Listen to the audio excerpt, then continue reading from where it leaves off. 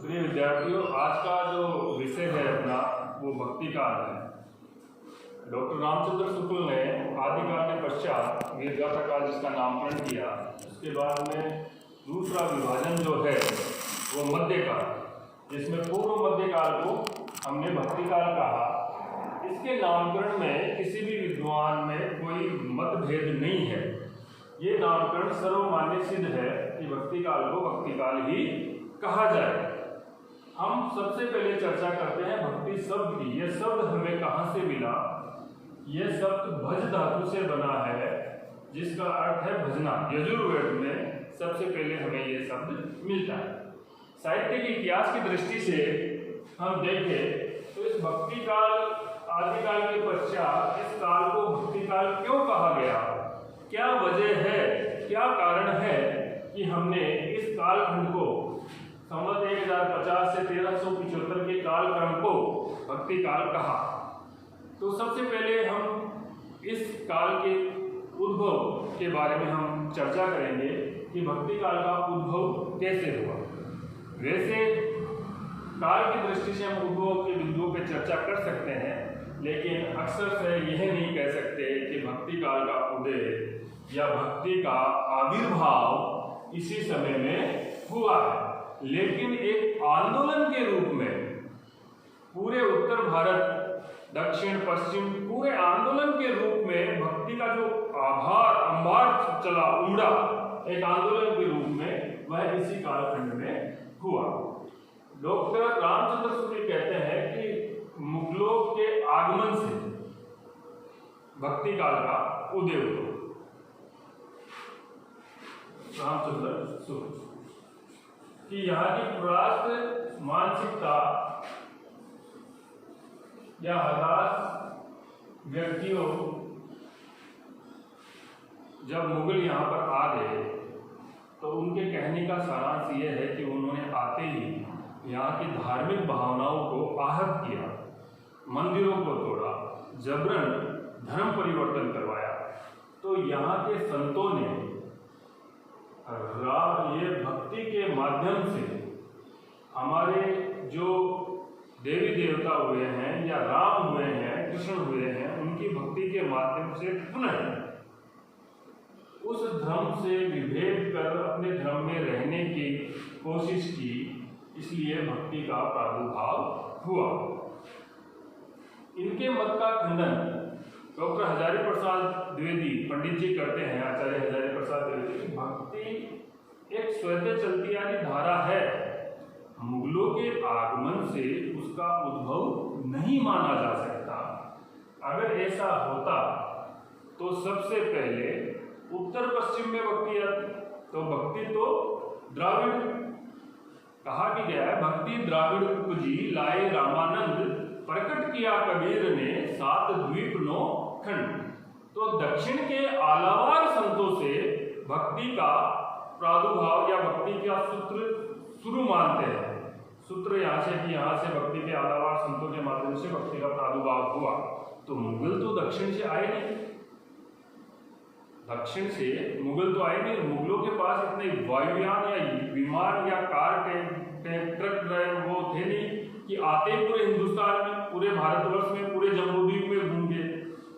तो सबसे पहले इस मत का खंडन हजारी प्रसाद द्विवेदी जी कर देते हैं कि मुगल मुसलमानों के आगमन से भक्ति का प्रादुर्भाव नहीं हुआ। हाँ, इतना जरूर कहते हैं कि उनके आगमन से इसको ऊर्जा मिली, इस आंदोलन को एक आंदोलन का रूप ले लिया, भक्ति आंदोलन का रूप जरूर उन्होंने ले लिया। द्विवेदी श्याम सुंदर दास ने कहा कि ये हताश और निराशा के अतिरिक्त उन्होंने एक मनोवैज्ञानिक कारण दिया। वह कारण था कि मनुष्य जब हताश और निराश हो जाता है तो उसको 3 मार्ग नजर आते हैं। जब आप पूरी तरह टूट जाओ, हताश हो जाओ, निराश हो जाओ, आपको कुछ सहारा दिखे नहीं, तो प्रारंभिक अवस्था में हमें 3 मार्ग नजर आते हैं। पहला मार्ग होता है करो से राम, करो सो राम। कि अब ईश्वर ही है जो मुझे बचा सकता है, मतलब भक्ति। दूसरा मार्ग है अपने इष्ट जन, प्रेमिका, पत्नी इत्यादि के पास जाके अपना दुखड़ा रोए या उसके आंचल में जाकर अपने गम को बुझाने का प्रयास करे। तीसरा कारण है कि वह कोई ऐसा सेवन करे, मदिरा सेवन या अन्य कोई नशा, जिससे अपने दुखों के पहाड़ को भूलकर विस्मृत होकर वो अचेत अवस्था में चला जाए। तो इस समय के अधिकतर लोगों ने प्रथम मार्ग, ईश्वरीय मार्ग को अपनाया, इसलिए भक्ति का प्रादुर्भाव इस कालखंड में हुआ, ये डॉक्टर श्याम सुंदर दास बता रहे हैं। चौथा और महत्वपूर्ण या आधुनिक या कहे तो वैज्ञानिक आधार जो दिया वो इरफान हबीब ने दिया, जो अलीगढ़ मुस्लिम विश्वविद्यालय से बहुत बड़े आलोचक और समाजशास्त्री भी रहे हैं।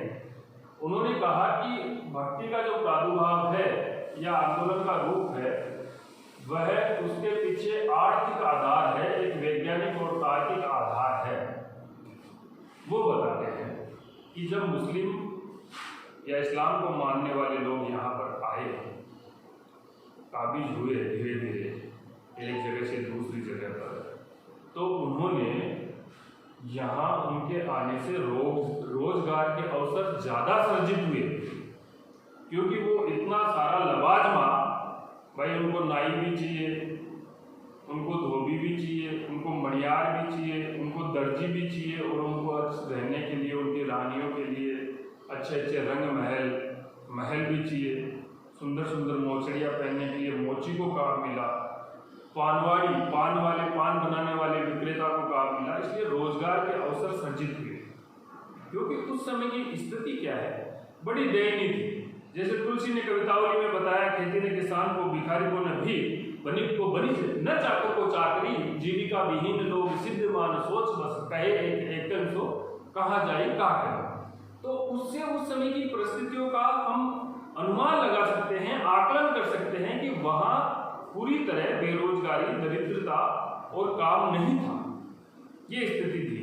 तो मुसलमानों के आने से यहाँ रोजगार के नए अवसर सर्जित हुए, हर एक वर्ग को काम मिलने लगा, मजदूर को, कारीगर को, पनवाड़ी को, नाई को, धोबी को, तो वो काम बढ़ा। जब ये लोग एक समूह में, किसी महल का निर्माण हो रहा है, एक समूह में कारीगर और मजदूर जाते थे और शाम को वो लौटते थे टोले के रूप में, तो ये ईश्वरीय स्तुति भजन करते हुए आते थे। जब भक्ति का एक अंबार शुरू हुआ, और जब पेट की भूख शांत होती है तभी आदमी का मस्तिष्क कार्य करता है। तो इनकी रोजगार के कारण इनकी जो महत्वपूर्ण समस्या थी जीविका की, वह थोड़ी थोड़ी दूर हुई। इनको समूह में एकत्रित होने के लिए एक प्लेटफॉर्म मिला, और ये भक्ति परक, इसमें बहुत सारे संत भी थे, भक्ति परक अपनी गीत है, भजन है, ये गाते थे, आते थे। तो ये एक वैज्ञानिक और आधुनिक और आर्थिक कारण डॉक्टर इरफान हबीब ने भक्ति काल के उदय का दिया। Thank you.